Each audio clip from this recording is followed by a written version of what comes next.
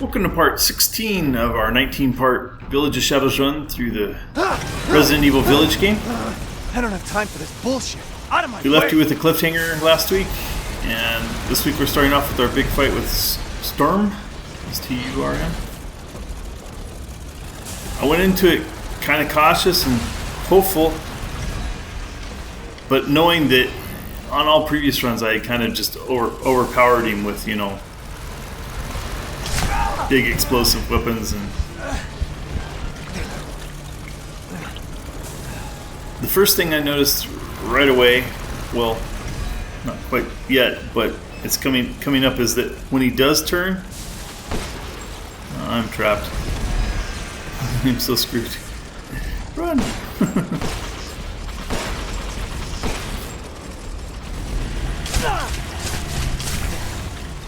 I was pretty impressed that pumped up Ethan could walk through that at all like that. But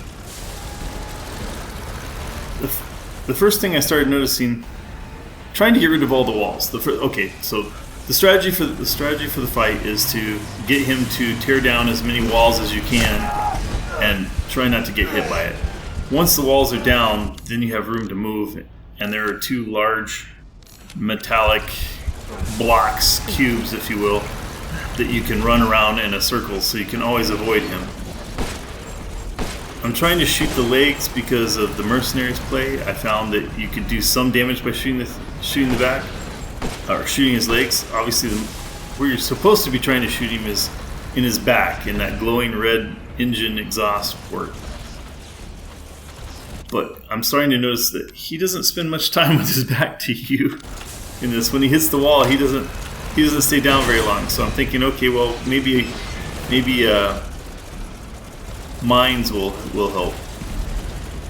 I still got some walls over here that I need to clear out, and I'm not doing a good job of listening. What you really need to do is you need to listen. His fight is it's crucial that you listen. You listen for when he revs up. You can tell when he's going to charge, and once he starts that rev, he's going to go in that direction. So you want to be standing where you want him to go. Listen for that. There it goes. It's starting. And I didn't move. It's okay. So, like I said, in previous play, on standard and casual, all my previous play has been on standard and casual, not on Village of Shadows, and I haven't had to be this precise about my placements. But see, now we've got almost two areas that we can go through, and so what I need to do is I need to bait him over here where he'll knock down that last wall. The mine seemed to really hurt him the last time, and now he's got flames going. Once he's got flames going, what you need to remember is that you can shooting him from behind hurts the most. You can shoot him from the side in the engine block. That will hurt. And mines and pipe bombs hurt. But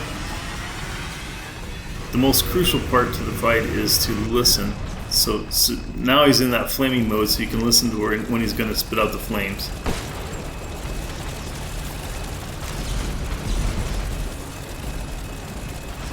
Once you've got him to the flame parts, you're getting him down closer. When you hear the explosion, that should pause him for a second. Now see, that was a good shot from the side. From the front, it's not any good anymore. Those are good shots. Those are really good shots. Those will hurt. So here it is. I'm thinking, oh my gosh, I've almost got him down on my very first attempt on Village of Shadows.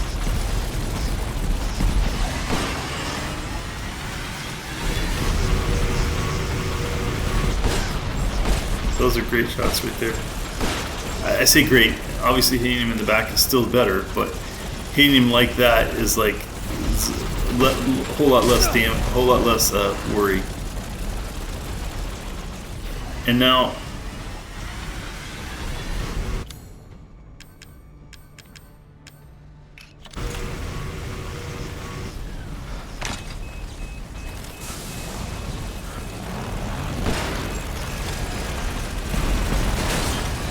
We're still hitting him with the mines.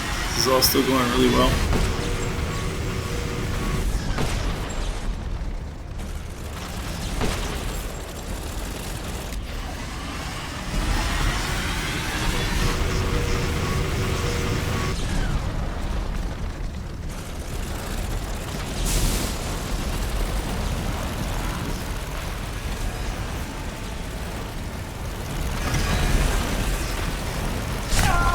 I wasn't listening. If he was listening closely, I would have heard that he was coming the other side. And that's how quick it can end. That's how quick it can end. Snap of a finger, that quick. I died. Like it said, all those deaths, all that time spent, most of the time I died, I didn't get past the very beginning part. That first bait right here. Now this is obviously a good strategy. Go in with pipe bombs. There's a part where he kind of poses for you, and you can hit him with pipe bombs right away. But then you bait him over, he'll destroy walls for you, and that's a much better way. Now watch how different my play is this time. This time I'm going to get through it. I didn't show you all the deaths. I wanted to show you the first death because that was me kind of cold on it. Cold as far as Village of Shadows goes. And then I spent a half an hour learning how to beat him. And it's the listening is the key. You just go and stand where you want, and then where you want him to attack, and then when he spins up, you move. You can turn around, you can get some shots on him. You need to be quicker than that, but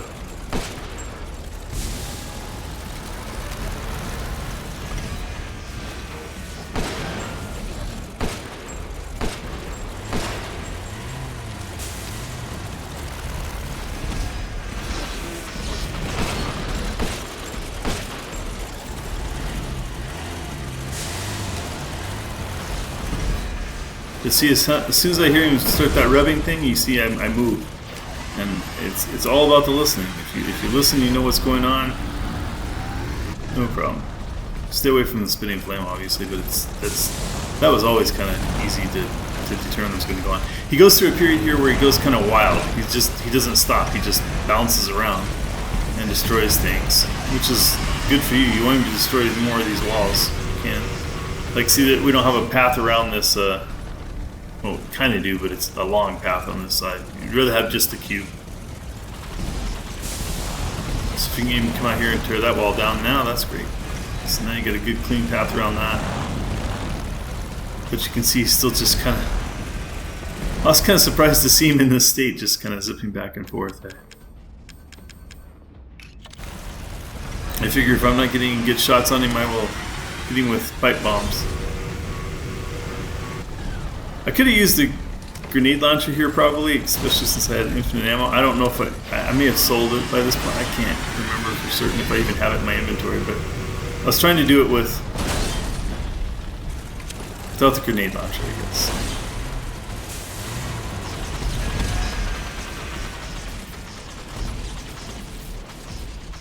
If you don't have a clear sight of him when he does crash, then don't try to get to him. But there.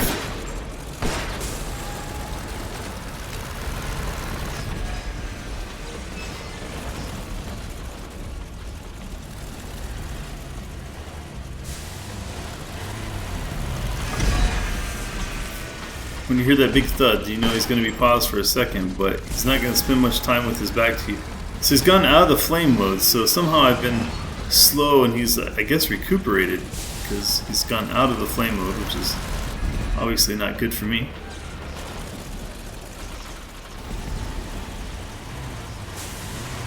I've lost track of him.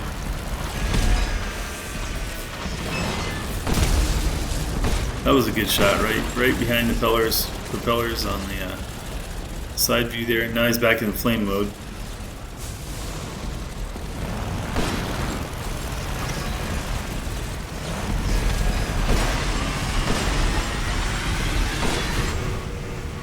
Got him locked back there with his flames coming out. Come around, good shots on the side.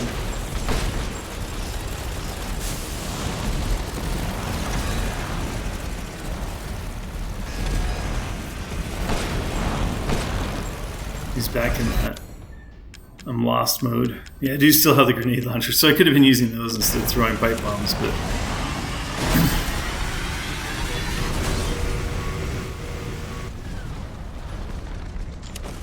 It's not like I set a personal challenge to myself, I just wasn't thinking about the grenade launcher.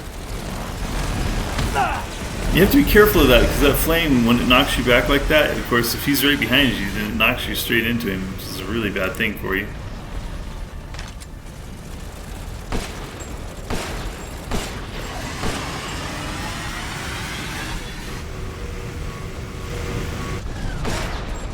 Here we go. That's going to end him. Lots of good shots on him now. Now stay down. All right. So, I don't know that. Up until this point, I've been showing all my deaths. I mean, if you've been watching the 19-part series, you know I've shown all my deaths. 3 deaths at the beginning with the Lycans, 2 deaths to a daughter in the castle, 2 deaths to Lady Dimitrescu in the castle, 1 death in the factory, and then 18 deaths here.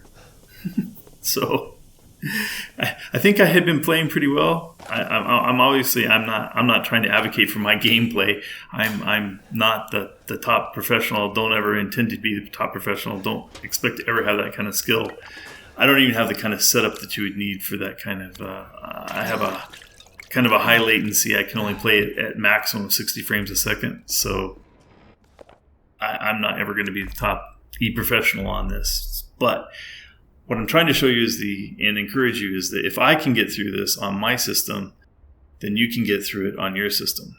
You don't have to be great. You have to be persistent, and you have to pay attention and learn what the moves are. And there's a big key on listening, understanding that those couple of like if you were standing at a red light and you rev your engine a couple of times, he does that and then he charges. And when he starts that, you need to be moving, and you need to be you need him to start that when you're standing at a place where he's going to hit the wall that you want him to knock down. Once you have a kind of an open area, you can go back and forth between those 2 boxes. Listen and pay attention, especially if you lose track of him. Listen and pay attention so that you know which side of that box he's going to hit, and then you can come around. Once you've got him in the flame, in the flaming area, when he spits those flames, if you can get beside him, he doesn't pivot with the flame. The flame starts in one direction. When it stays in that direction, you can be beside him and you can get a lot of shots off on him. And you can do a lot of damage with your, obviously, preparation. Make sure you don't play Village of Shadows without a fully upgraded stake. At this point, my stake still doesn't have the mercenaries upgrades, so it's doing the 5,000. Obviously, if you're still having problems, maybe finish enough of the mercenaries to get the stake fully upgraded. But anyway, that was our Sturm fight. The rest of this video is, you saw us, we picked up a treasure, we picked up Heisenberg's cigar, and we read a note from Heisenberg. I guess as he was smoking his cigar, he was writing a note, kind of a diary entry. Pretty much the rest of the video is going to be cutscenes. We're going to come in here and we're going to trigger a cutscene with Heisenberg himself. As soon as we try to open this door, I'll let him talk.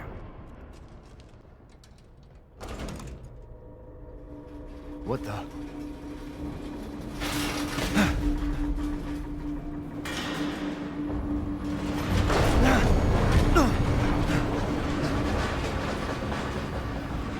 Not bad. Not bad, Rangers. You're persistent. But I've got a rebellion too. So stay out of my way.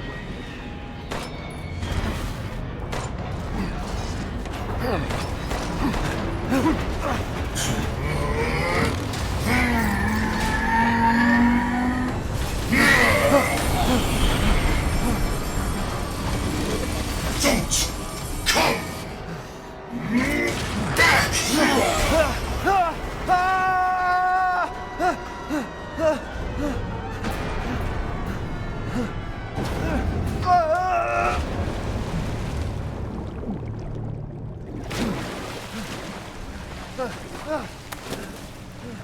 Grateful for a deep pool. That was a long drop.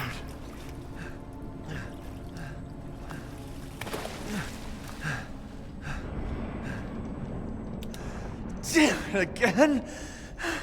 I love the voice acting there. You could actually feel the kind of pain of like, oh my god, I've got to climb this whole factory again.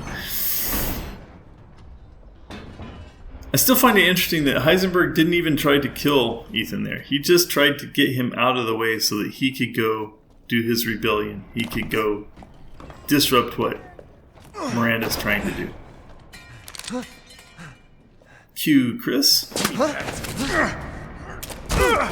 I told you to leave it alone, Ethan. You are in the way. What do you care, Chris? You killed my wife, you son of a bitch! You think I killed Mia? That wasn't her. It was Miranda. What? She's a bioweapon. She changed her appearance and pretended to be Mia. Seems she also survived being shot, so now I'm here to finish the job. Bullshit! Why don't you fucking tell me right away? Because I knew you would want to be involved. And this job is hard enough without civilians getting in the way. Why us, Chris? What the hell is going on? All right, Ethan. All right. I guess I owe you an explanation. Hand me that wrench.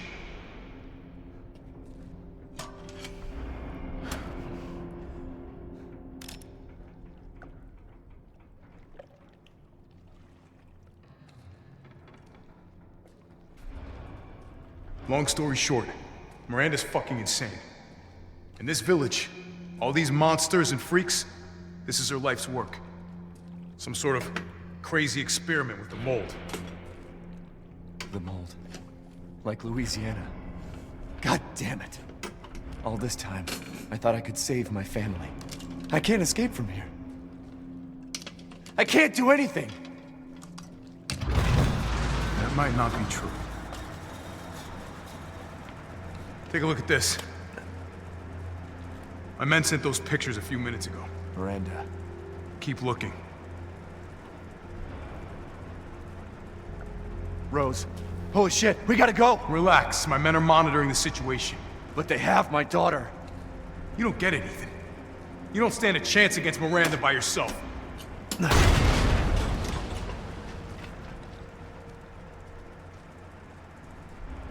I will stay down here and finish planting explosives. You take that elevator. I'll meet you topside. I promise you, we will get your daughter back. Together. Damn straight we will. And when I find Miranda, she's a dead woman. All right, Ethan. Then you take this, and do me a favor. Try to stay under the radar.